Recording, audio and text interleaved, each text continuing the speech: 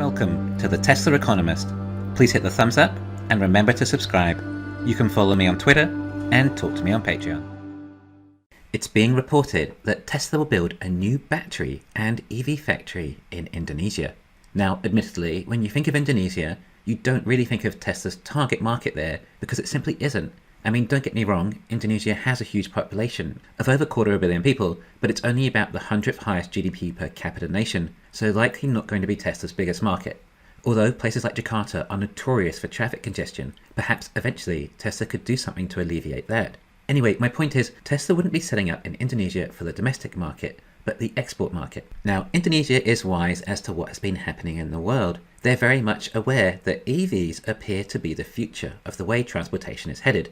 They are aware that EVs are powered by batteries, and a lot of these batteries require nickel. With an estimated 21 million tons in reserves, Indonesia has the largest nickel supply on the planet, or around $600 billion in today's prices. So the Indonesian government know they're sitting on a gold mine, well, nickel mine. They know that all the automakers are going to be coming knocking at their door, asking them for their precious nickel.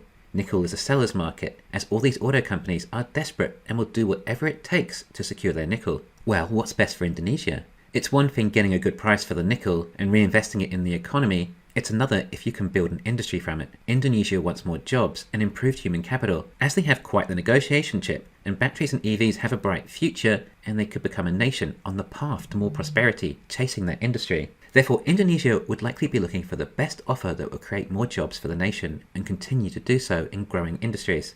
This does appear to be one very big negotiation, as it should be. Indonesia want as much commerce activity as possible to result from this, whereas Tesla want to make everything locally, and Indonesia not being one of Tesla's largest markets, then they may not want to be producing cars there. Tesla would most likely rather export the ore to their target markets and make the cells and vehicles there. But perhaps there is a compromise. What if Tesla set up cathode factories in Indonesia, and rather than importing the raw ore to their other factories, Tesla would be importing the cathode material? I was reporting on this over a year ago when Tesla were looking at Indonesia, but they didn't want to meet all the Indonesian government's caveats, namely making the cells in Indonesia. I mean, that wasn't even the first time we'd heard Tesla have been in talks with Indonesia and nickel. It seems obvious really, as it's likely Tesla's most important mineral, as it's going to be the most scarce for future plans. I guess it's all just negotiations from here then. And in April this year, Elon met with officials from Indonesia and showed them Gigafactory. The general chair of the Advisory Council of Chamber of Commerce and Industry of Indonesia said, "Our goal is to convince Tesla to explore cooperation with Indonesia regarding the supply and processing of nickel as a raw material for making battery cells based on good and sustainable ESG, environmental, social and governance." Then we hear that Elon is going to meet with the Indonesian officials later in the month. And now, just recently, Elon has met with the Indonesian president. And according to an article in the Indonesian media, it says that Tesla are to invest in a battery and electric car plant in Java. The article goes on to say, Tesla agreed to build a battery and electric vehicle plant at an industrial complex in central Java province, following stateside talks last weekend between President Joko Widodo and Tesla chief Elon Musk. Investment Minister Bahlil Lahadalia said on Wednesday, "God willing, Tesla will enter Indonesia this year," Bahlil told a discussion in Jakarta. "But I can't announce the month yet. Let's wait because we haven't signed an agreement yet. How much investment is still being kept secret, still waiting. But this is good stuff, big stuff," he said. The article also mentions Elon's response. Musk, for his part, said he was fired up by Indonesia's enthusiasm. "We're going to look closely from the Tesla and SpaceX standpoint to try and do some partnerships in Indonesia," he said in a video that circulated online after the meeting. "And like I said, I think the future of Indonesia is very bright. I think we were looking closely to a potential collaboration on many, many fronts," the multi-billionaire added. Wow, we just heard this year and maybe any coming month, Tesla are going to likely sign a deal for a new factory for batteries and EVs, likely another machine that makes the machine, and obviously with 4680 cells. Wow, was this the new factory we were expecting to hear announced this year? Or will there be another one too?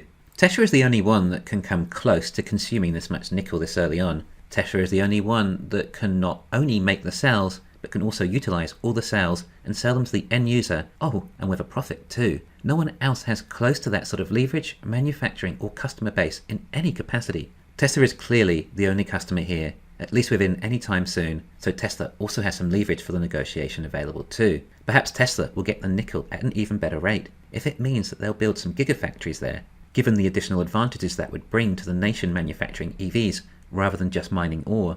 When analysing economics, I like to analyse self-interest as much as possible. What does each party actually want to achieve? Indonesia wants a better economy for itself, not just a big one-off payday. And Tesla wants to make more EVs. Sure, Tesla wants to make them as low cost as possible, but as long as they're still making a profit and all of them are selling, then more is better, even if they're less profitable. But will they be less profitable? It might not be Elon's ideal location for the 4680 factory on this side of the world. Perhaps Tesla had their eyes more on Australia, a nation that has in the past had a reasonable local auto industry.